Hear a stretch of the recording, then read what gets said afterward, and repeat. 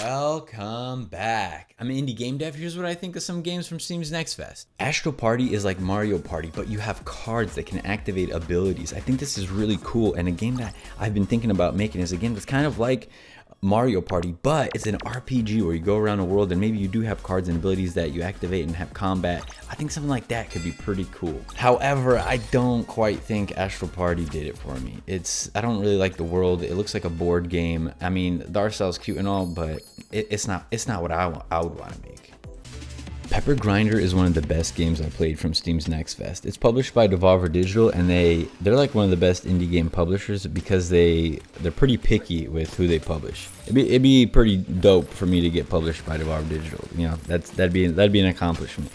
And this game is a platformer. I'm also making a platformer, and I really respect the cool creative game mechanic Pepper Grinder created, and they pulled it off. It's fun. In later levels, they kind of even introduced puzzles if you're into that sort of thing, but I'm actually kind of not. I hope they don't make it too puzzly, because this is the type of game where you kind of want to go fast. Crymancer is a cool game. Check this out. Now, move towards the light.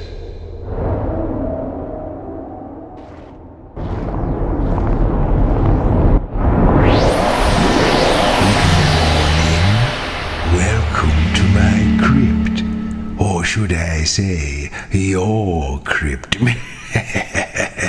It's a dungeon crawler where your movements are kind of like locked to the grid, you know what I mean? But the game leans heavily into typing stuff to solve puzzles, and sometimes that's really cool, but at times it's a little bit too riddly, and I'm not really into that. I kind of wanted to do more combat, but this game is pretty heavy into the puzzles. But yes, this is definitely something you're meant to read. Now what?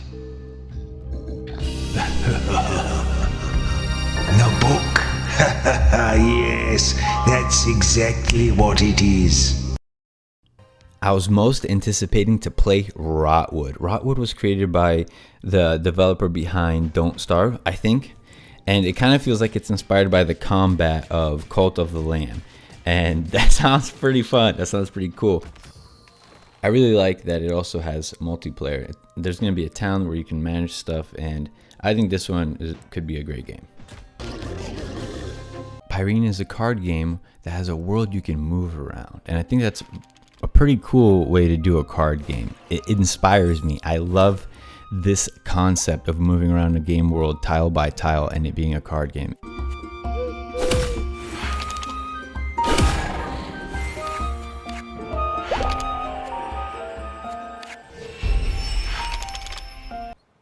Beasty Ball is a monster tamer game where the combat mechanic works like a game of volleyball, kind of. It's still turn-based, and you select like abilities to do. It's pretty fun, and it makes the combat system more strategic than something like Pokemon.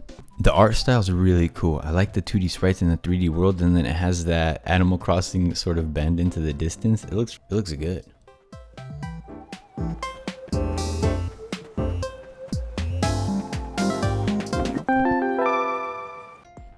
Shogun Showdown is a roguelite that has a pretty cool combat mechanic. You basically choose from a roster of moves to give your character in a sequential order, and you can see also what the enemies are gonna do. So it kind of feels like a really cool take on a I don't know, actually it's it's pretty unique, right? I like it. You should try it.